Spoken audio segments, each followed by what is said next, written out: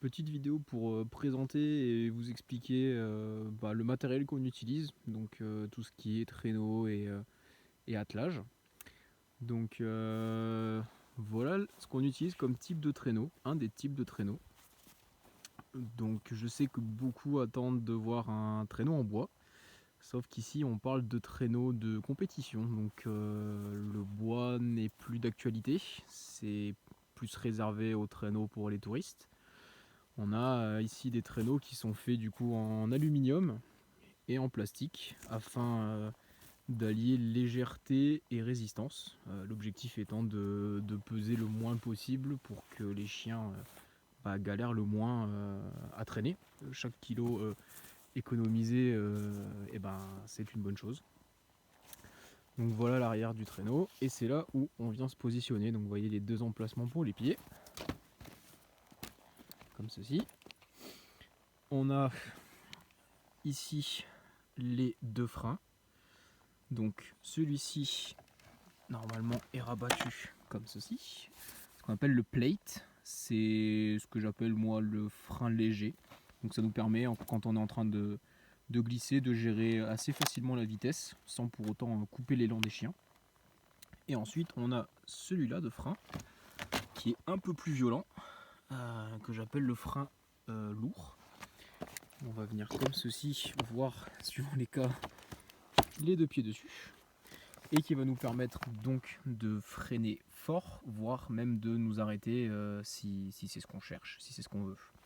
Donc ce sled est un sled à utiliser en étant debout, bien qu'il ait un espèce de petit siège qu'on peut déplier et sur lequel on peut plus ou moins s'asseoir si on a une ligne droite et il n'y a rien de particulier pendant un moment.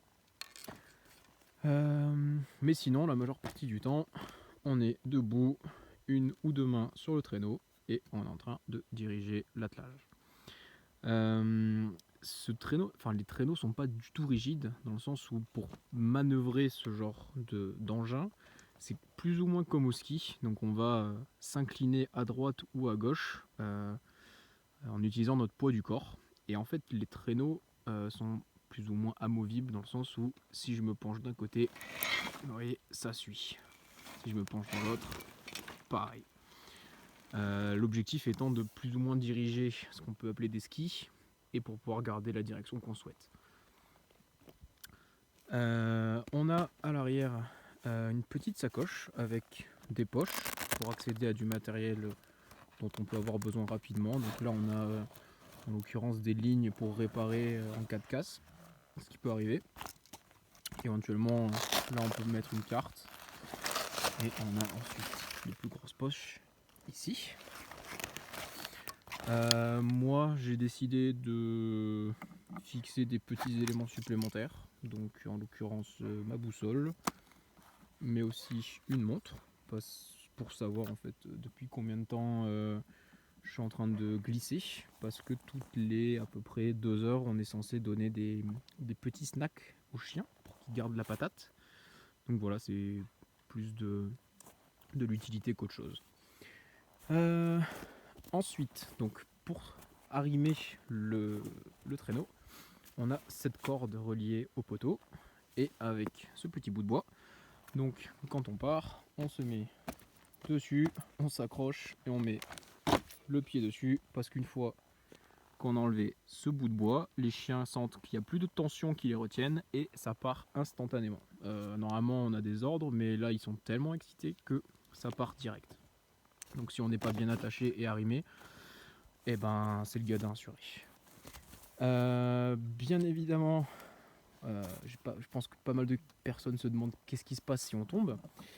Si on tombe, on met cette espèce de petite dragonne qui est reliée à des ancres que j'expliquerai après, qui nous permet de littéralement se faire traîner.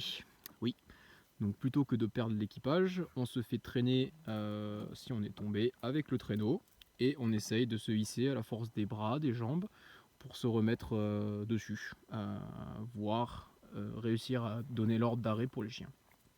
Donc pour les ancres, on en possède deux. Elles nous permettent de nous arrêter quand on est au milieu de nulle part et qu'on n'a pas forcément de jolis poteaux comme ceci. Donc on en a une petite qui fait cette taille là. Et ensuite on en a une un peu plus grosse qui fait cette taille là.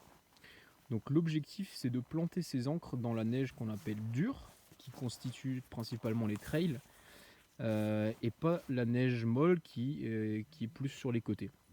La raison est que sur de la neige molle, les chiens s'ils décident de tirer, les ancres vont céder, la neige va partir et les ancres vont pas du tout retenir le traîneau. Et là vous êtes dans la merde parce que vous avez votre traîneau qui se barre avec les chiens et vous pas dessus. Donc on a bien évidemment des emplacements pour chacune des ancres pour les fixer et qu'elles évitent de bouger le moins possible. La partie principale du traîneau est en fait une grosse poche.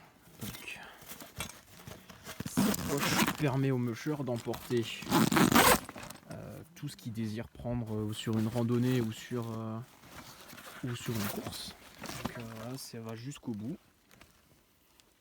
Donc on peut prendre tout ce qui est nourriture pour le musher, nourriture pour les chiens, tout ce qui est réchaud, le matériel pour dormir,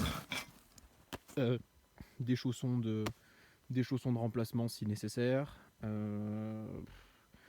de quoi réparer les lignes, enfin bref, tout le matériel que l'on souhaite prendre, on peut le mettre à l'intérieur. Certains traîneaux sont un peu plus longs avec des poches du coup un peu plus longues, mais des traîneaux plus lourds. Et on a aussi des traîneaux qui possèdent des espèces de petits bacs à l'arrière et qui permettent aussi de s'asseoir. Donc là on les a rangés. Je les montrerai pas. Ah, on en a un là encore. Donc voilà, on a un bac à l'arrière qui permet de ranger et en même temps de s'asseoir parce qu'on est juste derrière les commandes. Maintenant on va s'intéresser un peu plus à l'attelage en lui-même pour les chiens. Donc on a les cordes qui sont reliées à un mousqueton. Sur ce mousqueton, on a aussi la ligne principale des chiens qui est dessus. Donc là, pour la course, on va rajouter ceci qui est un élastique entre le mousqueton et cette ligne-là, afin que ça fasse un pseudo amortisseur quand les chiens commencent à tirer et que ça fasse pas trop d'à-coups. Donc maintenant, on va parler de l'attelage et de comment on arrime les chiens sur cet attelage. Donc on a cette espèce de grosse ligne en câble que l'on appelle la gangline qui fait toute la longueur. C'est la ligne principale. Donc les chiens sont arrimés autour de cette ligne. Donc on va avoir pour chaque chien une ligne arrière qui est celle-ci, que l'on appelle la tug line.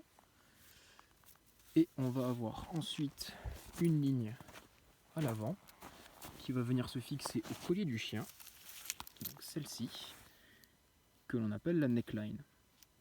Donc le chien est ensuite à ce niveau-là, avec un harnais sur lui qui permet de relier du coup ces deux lignes au chien.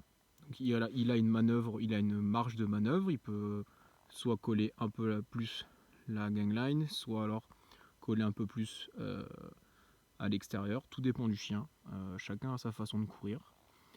Pour ce qui est de l'espèce de stick rouge, c'est plus du test qu'autre chose, c'est une tentative pour voir si ça permet de gagner en force, que la répartition de force de traction soit meilleure, donc ça va être le test de cette année.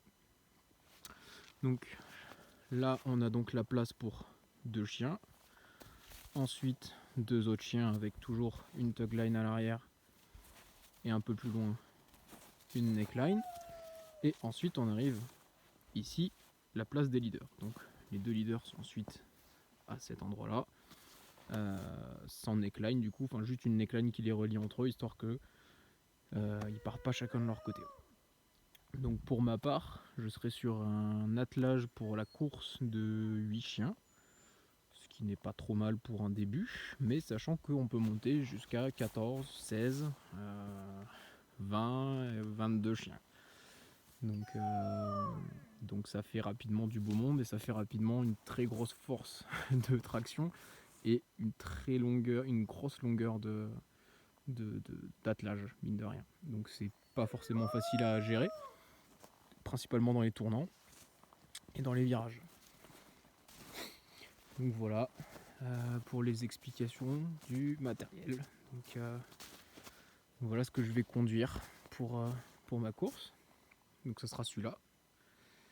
Et puis voilà. Donc, ah oui, une chose aussi à savoir, c'est que dessous, le revêtement des skis peut être changé. On a